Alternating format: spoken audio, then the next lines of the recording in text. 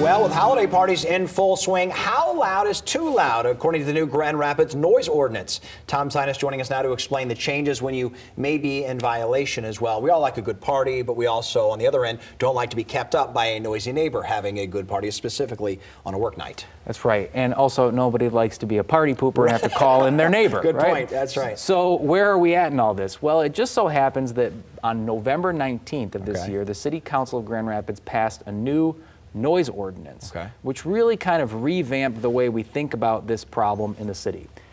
And the easiest way to think about it is that we've moved from a kind of really technical decibel level standard to more of what is being called a reasonableness standard.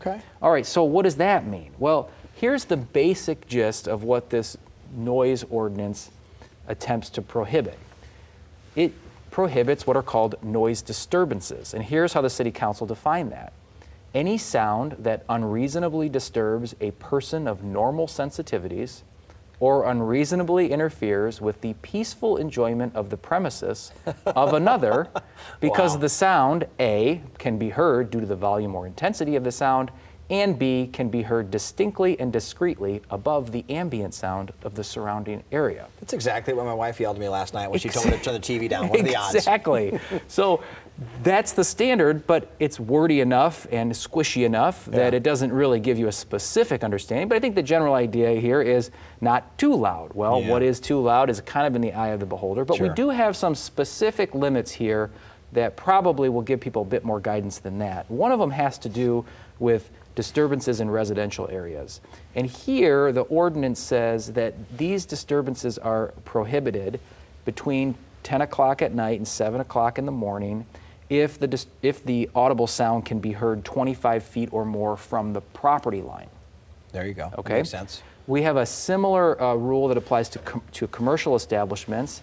That's 100 feet from the property line. And then there are rules dealing with audio equipment, musical instruments. And there, the ordinance says that the sound should not be heard across the property line, again, between 10 and 7. So that's a little bit more specific. The third thing that happened here is the City Council changed the way that the violations for this were treated. It used to be that these were all misdemeanor violations. Now, the city has made an attempt to sort of decriminalize this offense. And so it starts, and really the default is a civil infraction, you know, a monetary fine. Sure. The only time that people will get themselves into criminal trouble here in the form of a misdemeanor is if they have a series of repeat offenses within a 6-month period of time. That makes sense, So, what does all that mean? Probably, in the end of the day, the best lesson is treat your neighbor the way you want to be treated. Well done. Well done. And, I like it. And otherwise, you're going to spend a lot of time trying to figure out all that verbiage means. Got any party poopers out there that need to track you down? Where do they find you, Tom? Well, I'm taking a vacation. All right. But you can give us a call in West Michigan at 616-301-3333. or online at www.sinusdramus.com or email at info@sinusdramus.com. Thanks, Tom. Thanks, Derek.